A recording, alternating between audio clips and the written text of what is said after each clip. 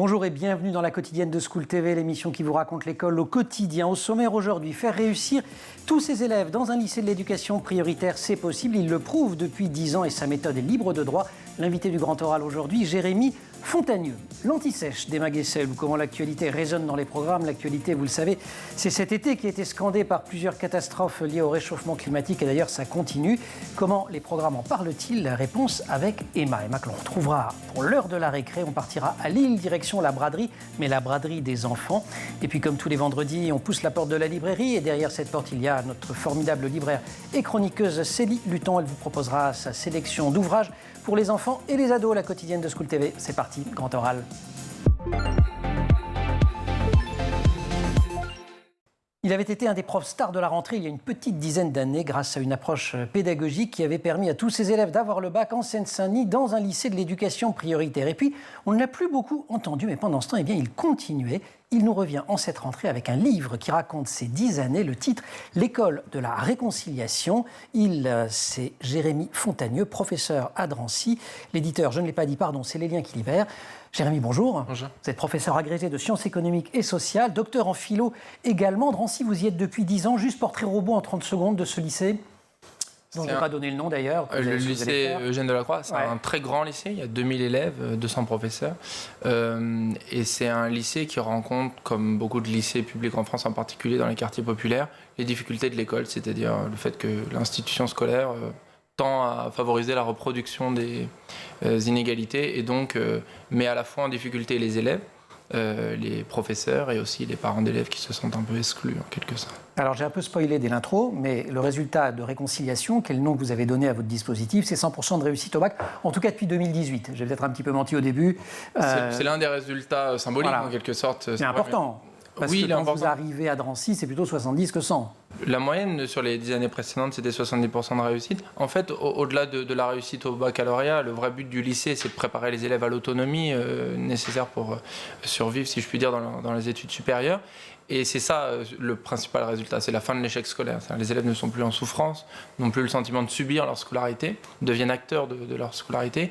Et nous, surtout enseignants, parce que le vrai but, c'était ça, on essaie de trouver des façons de survivre pédagogiquement et de ne plus subir, parce qu'on avait le sentiment de beaucoup subir, mon collègue et moi.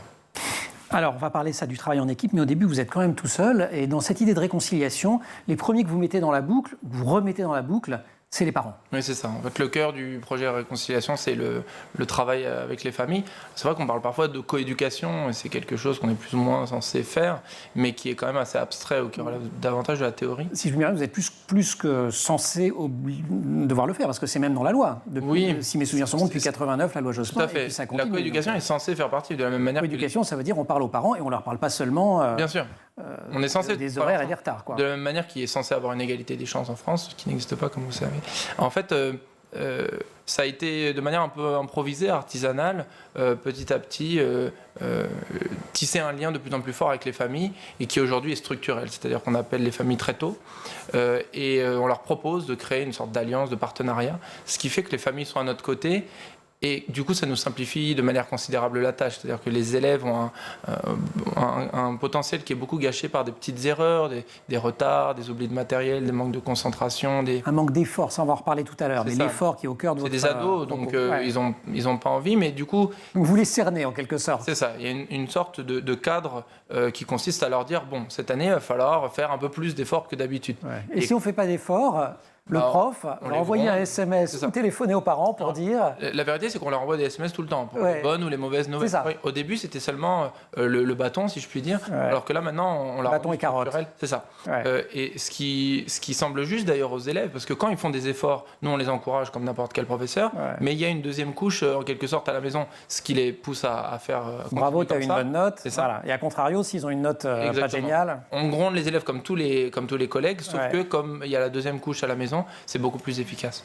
Fontagneux, il est chiant, mais c'est pas mal en fait. En vrai, c'est chiant, mais c'est kiffant. Ça, je vous cite, c'est pas de moi. C'est les réactions de vos élèves sur vous. Parce que côté élève, quand vous leur annoncez en début d'année ce que vous allez faire, première réaction, elle est plutôt de colère, c'est ça. Et chaque année, pourtant, on vous connaît maintenant. Oui, c'est vrai. En fait, pour les élèves, c'est vraiment très nouveau, parce que c'est vrai qu'on travaille assez peu avec les parents à Drancy, mais c'est pas une exception.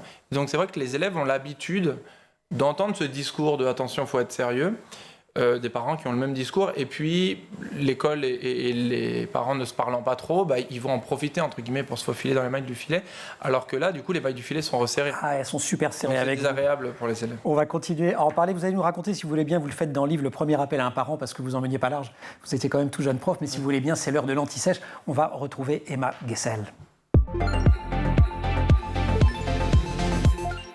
Emma, bonjour. Bonjour. Aujourd'hui, on parle d'écologie parce qu'après la sécheresse, les incendies, les différents épisodes de canicule cet été, il y a aussi des inondations terribles au Pakistan en ce moment. La question écologique, eh bien, elle est au cœur de l'actualité. Mais oui, et même à l'école, déjà avant l'été, quand le ministre de l'Éducation, Pap Ndiaye, avait tracé sa feuille de route pour la rentrée sur les 5 axes principaux qu'il avait développés.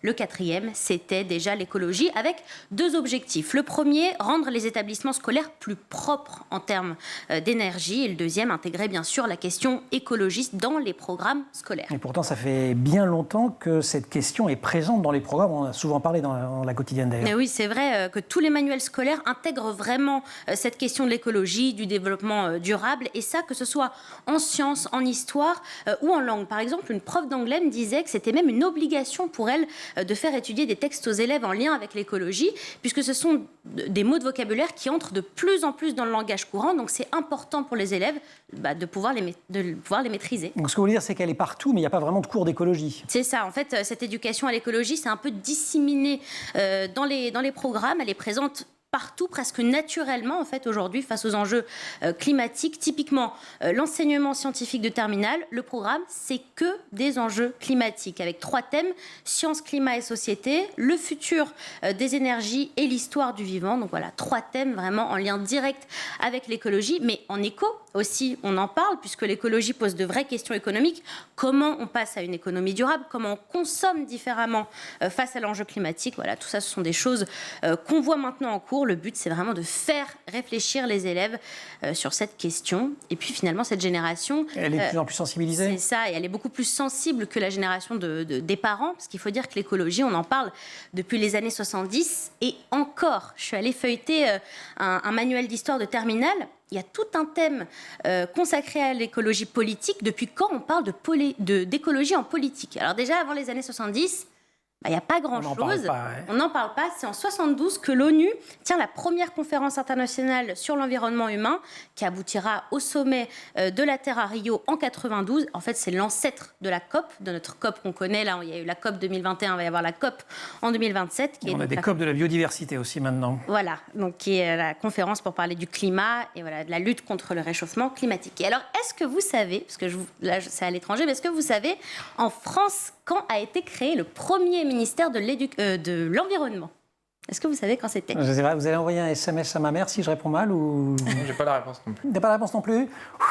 Non, je ne sais pas. C'est 1971. Le premier ministre de l'Environnement, c'était Robert Poujade. Ah, étonnant. Donc sous le gouvernement de Jacques Chaban-Delmas, sous Georges Pompidou. Ouais, donc des allusions très très claires dans le programme scolaire, enfin plus que des allusions, une structuration autour de ces questions-là. Il y a aussi, on peut apprendre en faisant des choses. Est-ce qu'il y a beaucoup de projets qui se développent sur l'écologie dans les écoles? Il y en a vraiment pas mal. Déjà depuis 2013, il y a le label E3D qui est attribué aux établissements qui entrent dans une démarche de développement durable. Ça peut être un objectif pour une école, pour montrer son engagement. Ensuite, il y a pas mal de concours. Oui, c'est ça. Ouais, et il y a par exemple, il y a le concours Cube.S, donc Cube au pluriel. Alors, c'est un concours d'économie d'énergie. C'est vachement bien. En gros, les établissements s'engagent à réduire leur consommation d'énergie pendant 5 ans. Le but, c'est donc de consommer moins et mieux. En ce moment, il y a 700 collèges et lycées qui participent. Ça a été mis en place en marge de la loi de transition énergétique qui vise donc 40% d'économie d'énergie en 2030. Mais si j'ai bien compris, il faudrait les faire un petit peu avant, vu le contexte. Et puis, il y a un autre concours, je crois, autour des potagers. Mais oui, ça s'appelle la Coupe de France du potager. Donc, je vous le donne en mille. Le but, c'est de créer et entretenir un potager à l'école. Ouais. Donc, c'est pas mal. Découvrir le travail de la terre, prendre conscience des enjeux liés à la biodiversité. Et alors, d'ailleurs, les lauréats vont être annoncés là en octobre. Et puis, les établissements pourront s'inscrire dès mars prochain. Donc, n'hésitez pas. Ah oui, on pourra en reparler quand on aura les résultats. Emma, merci. Ça fonctionne? Est-ce qu'il y a une sensibilité des élèves? Ça fait 10 ans que vous enseignez. Quand Emma évoquait les projets au lycée de la Croix, il y a un collègue de SES qui a lancé il y a quelques années un projet des éco-délégués. qui du coup est repris par d'autres collègues. L'idée, c'est de mettre en branle à la fois les élèves et les adultes aussi, parce que nous aussi, on est dans un processus croissant de sensibilisation de cette question. Et vous, comme professeur de sciences économiques et sociales?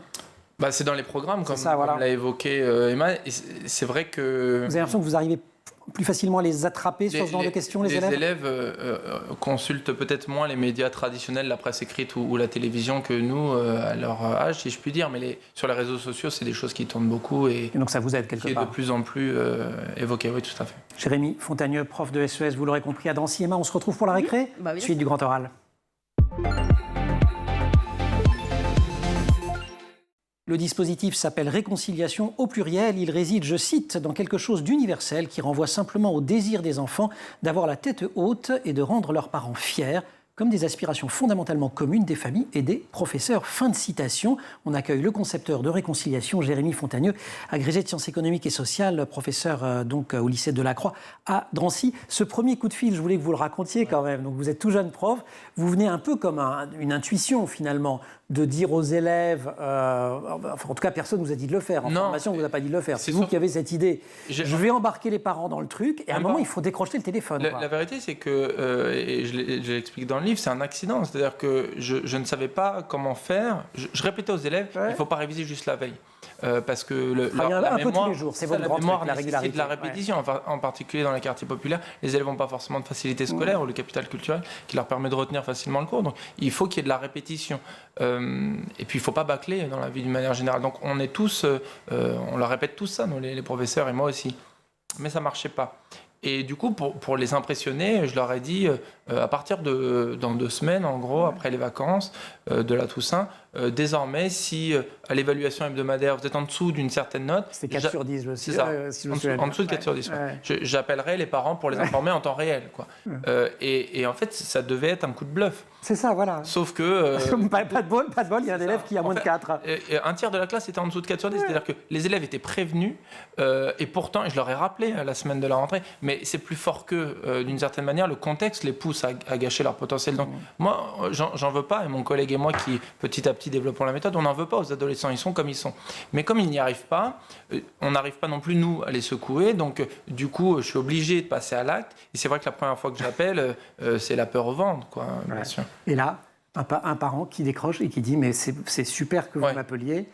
Merci. C'est ça, là où ça va m'aider. J'ai eu beaucoup de chance, c'est de tomber sur les parents sur lesquels je suis tombé, qui m'ont en fait tous vous remercient en fait, et vous disent on va y aller ensemble. C'est ça. Et plus les parents m'encouragent, plus du coup je gagne en confiance. Et c'est vrai que quelque chose qui nous a sauvés ou qui m'a sauvé entre guillemets, c'est que finalement, je tournais les choses de la manière suivante. Je ne les appelais pas tant que ça au sujet de la mauvaise note du jour, parce qu'elle appartient au passé, elle est là. Donc je ne les appelais pas tant que ça pour une mauvaise nouvelle, mais c'était davantage pour leur demander d'intervenir pour que la semaine prochaine, ce soit mieux. Et donc finalement, mon coup de téléphone qui devait être porteur d'une mauvaise nouvelle était perçu comme un signe d'espoir. Et en fait, je me suis rendu compte que c'est cet espoir-là qui fait que les parents, derrière, vont faire un boulot à la maison qui, moi, va beaucoup m'aider. Page 28, si vous lisez le bouquin, vous avez toute la liste des raisons pour lesquelles ils n'ont pas très envie de travailler. Vous la faites. D'abord, ils ont la flemme, ils ne veulent pas subir la critique des autres élèves. L'argument « je ne suis pas un faillot », ils ont peur de ce qu'ils ne connaissent pas encore, etc. etc. Les représentations médiatiques, politiques, l'image qu'on leur renvoie. Beaucoup de tâtonnements, donc au début, vous le décrivez avec beaucoup d'honnêteté, mais aussi quand même beaucoup de solitude, très peu d'accompagnement. En tant que vous êtes professeur, oui, mais en même temps, je vous plonge là-dedans et débrouillez-vous, quoi. Oui, en tant que professeur, pas juste sur ça. Ah non, les élèves, vous les accompagnez. En fait, et c'est ça qui est, en fait, dans le développement de la méthode Chussel, mais je crois que tous les professeurs sont face à cette solitude. C'est ça qui est assez intéressant, c'est que finalement, on nous dit à nous tous, allez-y, enseignez, lancez-vous, et dans la formation, on nous apprend à faire des cours à peu près structurés, comme si par nos propres ressources intellectuelles, morales, charismatiques, c'est ça, comme si ça allait se passer de façon magique. Et c'est vrai que du coup, comme il y a des collègues, et en particulier durant l'année de stage, on se rend visite parfois, on se soutient, mais in fine, on fait souvent cours la porte fermée.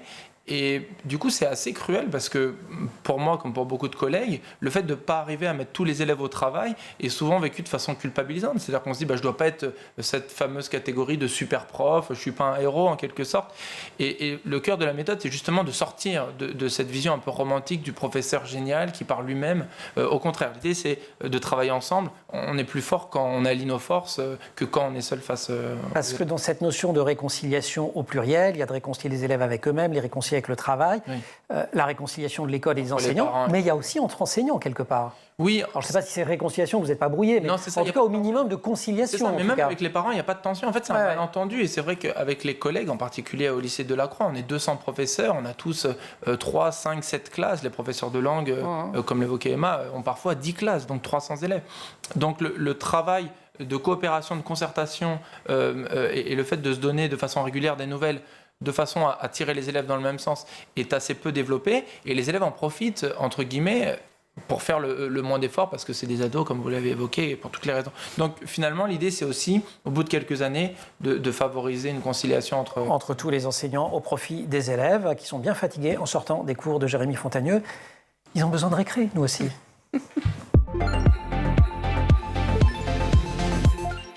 Une récré, Emma, on se retrouve, vous allez nous emmener à Lille qui accueille la célébrissime braderie. Ce sera ce week-end, après 2 ans de crise sanitaire. Eh oui, quel soulagement pour les Lillois. Je peux vous assurer que là-bas, vraiment... Quel soulagement pour les marchands de moules. Voilà, marchands de moules, marchands de bière. De bière. Voilà, on attend vraiment le retour de cette braderie de pied ferme. Ça va être la fête pendant 2 jours, avec plein d'animations en marge de cette traditionnelle braderie. Plus d'1 million de personnes sont attendues. Alors que fait la braderie à l'heure de la récré, Emma? Eh bien, parce que c'est le grand retour de la braderie des enfants. La braderie des enfants. Et oui. C'est quoi? Et alors, c'est un espace qui est dédié uniquement aux enfants. Il y a une 50aine d'enfants inscrits cette année. En fait, on est un enfant vendeur, on a un stand et on ne peut vendre qu'à un autre enfant. Et alors, quand je dis vendre, ça peut être aussi du troc. Voilà, on s'échange des objets, donc pas mal du tout comme activité. Pour développer chez l'enfant cette fameuse valeur de l'argent, on demande souvent comment faire. C'est le premier cours de sciences économiques et sociales, en fait, ces trucs-là. C'est une bonne idée de pouvoir vendre troc. Donc, il y a de tout, des jouets, des livres, des peluches, des jeux vidéo. Voilà, concept qui est quand même sympa. Rendez-vous à quel endroit? Puisque la braderie, c'est un peu partout, mais la braderie des enfants? Donc, c'est à la gare Saint-Sauveur, à Lille. Donc, si vous êtes dans le coin avec vos enfants, n'hésitez pas. C'est ce samedi de 8h à 19h. Et puis, je vous parlais d'écologie tout à l'heure. C'est un événement tout à fait écologique, cette braderie des enfants, puisque déjà, on ne peut vendre que de la seconde main. Rien de neuf. Donc, ça, déjà, c'est un bon geste, le réemploi. Exactement, apprendre à son enfant. Et puis ensuite, cette année, les organisateurs vraiment ont accordé une grande importance au respect de la nature et à la préservation de la planète. Il n'y aura pas de plastique. Que du réutilisable, c'est un petit geste, mais vu le nombre de personnes attendues, c'est un vrai geste, c'est un gros geste. Et puis si vous voulez approfondir le sujet avec vos enfants, une fois que vous avez déniché de belles affaires à la braderie des enfants, vous pouvez filer avec eux à une des expos d'Utopia. C'est un grand projet en ce moment jusqu'en octobre à Lille et sa périphérie. Voilà, des expos un peu partout qui ont toutes un lien avec le développement durable, l'écologie. Donc vous pouvez aller choisir votre expo sur Internet, vous tapez Utopia Lille 3000, vous allez tout trouver, il y en a une 50aine, large choix. Donc voilà, une idée sortie pour vos enfants ce week-end. Génial. Oui. Direction Lille, les moules et la bière sans alcool. Évidemment, c'est pour les enfants. Des jus de fruits pour les enfants. Merci Eva. Et voilà. Suite du Grand Oral, on retrouve Jérémy Fontagneux. L'école de la réconciliation, un professeur à Drancy, c'est aux éditions Les Liens qui libèrent. Je ne sais pas si vous le trouvez sympa, Jérémy Fontagneux. Méfiance, je cite, puisque les élèves ne voulaient pas et semblaient ne pas pouvoir travailler plus que cela, peut-être fallait-il les brusquer un tout petit peu, alors je suis devenu sévère. C'est-à-dire qu'un jour, vous arrêtez d'essayer d'être sympa avec les élèves. C'est pas un peu dur en fait, c'est un changement de posture. Oui, c'est ça. Mais jeune prof, quand vous arrivez, vous avez quand même envie qu'ils vous aiment, qu'ils vous le montrent et vous dites vous aimez d'être gentil. Et puis quoi. en plus, je suis très... En fait, vous êtes sympa au fond. Oui, au fond, dans ma nature, si je puis dire. C'est surtout que j'avais 23 ans, donc très proche d'eux. Après... je pense que comme tous les collègues, on essaye des choses et puis on voit celles qui fonctionnent, celles qui ne fonctionnent pas. Moi, quand j'arrive à Drancy, j'essaie de froncer les sourcils un petit peu et je me rends compte que ça protège en quelque sorte les élèves de cette espèce de tendance à faire des bêtises. Donc du coup, je le garde. Et puis, j'essaye le travail avec les familles. Ça marche très bien, donc je le développe de plus en plus. Mais je pense qu'on est tous dans ce test, dans cette expérimentation permanente. Après, c'est vrai que là, les outils qu'on a développés s'avèrent en fait très efficaces et au bout d'un moment, les résultats nous dépassent complètement. Si j'essaye de résumer donc, dans Réconciliation, ça on y a beaucoup insisté, il y a l'idée du dialogue avec les élèves, avec les familles, entre collègues. En termes de méthode, il y a cette idée du travail régulier et de comment apprendre les vertus de l'effort aux élèves. Au fond, c'est ça, le message que vous leur passez. C'est la réponse ou c'est une réponse pour faire réussir tous les enfants, et notamment dans les milieux populaires? C'est une réponse, bien sûr que... Le mot méthode peut sembler normatif, mais c'est juste une façon de faire. Je ne pense pas que vous l'employez très souvent, c'est moi qui l'ai... En fait, non, moi j'aime bien utiliser le mot méthode, mais de la même manière que si je voulais apprendre l'italien, je pourrais prendre un cours particulier, apprendre des livres ou aller en Italie. Aller en Italie ou regarder des films en VO. Donc c'est une méthode qui existe.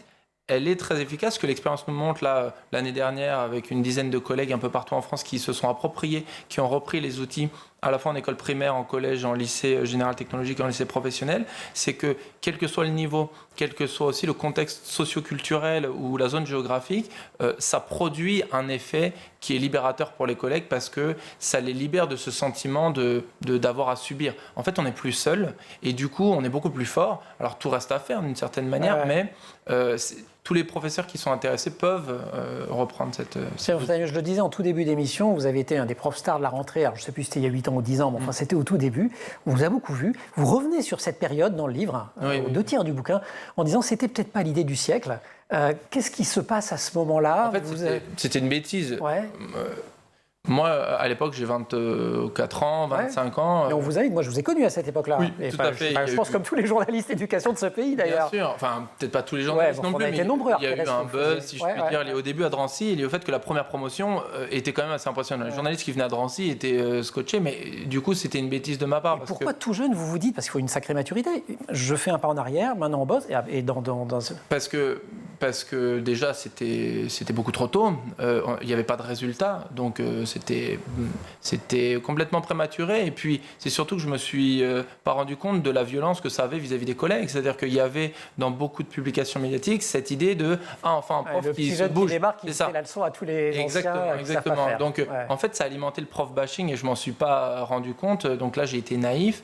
Et puis, du coup, j'ai blessé des collègues où j'ai donné l'impression d'être arrogant ou de vouloir inventer l'eau tiède. Donc, et ça, vous le dites tout seul? Non, les collègues m'ont beaucoup aidé, à redescendre. La rencontre avec David a été très importante. Donc, un de vos collègues d'une autre discipline, c'est ça, de mathématiques. C'est ça, si je me souviens bien. C'est la création d'un binôme. Et David m'aide beaucoup à me rendre compte des choses que je dis ou des choses que je fais parfois qui sont violentes. J'ai au lycée beaucoup de collègues qui me parlent et qui me rentrent dedans parfois aussi parce que c'est ce qui me réveille. Une direction qui aussi m'aide à continuer l'expérimentation, tout en respectant le fait que chaque professeur est à la tête d'une expérimentation et qu'on est dans une société d'une certaine manière, et donc il faut faire attention aux uns aux autres. Et donc là aussi, c'est là où je suis très reconnaissant envers les collègues et envers Drancy, à la fois comme les élèves, les familles, et puis aussi l'établissement scolaire, d'avoir pu permettre à la méthode de se développer et de gagner en maturité, et surtout de supprimer l'aspect complètement normatif qu'il y avait peut-être au début. Voilà comment il faut faire, c'est pas du tout ça. Là, l'idée, c'est nous, à Drancy, on est des profs comme les autres. On a trouvé ces outils-là. Ça fonctionne de façon formidable. Et ceux qui veulent essayer sont c'est libre de droit. Alors en revanche, n'attendez pas forcément de félicitations. Vous dites que pour toutes ces années, l'éducation nationale, officiellement du moins, vous n'avez jamais envoyé de signal pour vous dire Monsieur Fontagneau, c'est bien ce que vous faites? Non, après il y a la direction qui nous accompagne, qui nous encourage. C'est sur le terrain. Mais après, comme tous les professeurs, la reconnaissance, elle vient des élèves, elle vient des familles. On a une institution qui est pas... En ce moment, vous avez un petit peu, enfin je dis vous collectivement, envie et besoin d'un tout petit peu plus de reconnaissance que juste le regard des élèves ou des familles qui vous disent merci. C'est sûr. Et je ne parle pas que d'argent, je veux dire, je parle aussi de statut et de... Ça passe aussi par l'argent, ça passe aussi par les conditions de travail qui se détériorent, absolument. Et les syndicats font le travail nécessaire et absolument important qu'ils font. Et c'est vrai que concrètement, face aux élèves, on essaye de survivre et que ces outils-là nous aident beaucoup à la fois nous à Drancy. Survivre. Au début de l'émission, vous avez dit survivre pédagogiquement. Ouais, c'est survivre tout court maintenant. Survivre pédagogiquement, pardon. Et c'est vrai que ce qui est formidable, c'est que les collègues là qui nous rejoignent, je laisse l'adresse mail dans le livre et puis je la donne, c'est projet.réconciliation@gmail.com ou via les réseaux sociaux si des professeurs sont intéressés. C'est ça, ils nous rencontrent et puis ils rencontrent surtout une communauté. Là, on est une quarantaine à reprendre ces outils-là et à s'entraider beaucoup parce qu'on en a besoin entre professeurs. L'école de la réconciliation, un professeur à Drancy, Jérémy Fontagneau. Vous restez avec nous, on va pousser la porte de la librairie comme tous les vendredis. Emma, merci. Et c'est Célie Luton qui va nous rejoindre.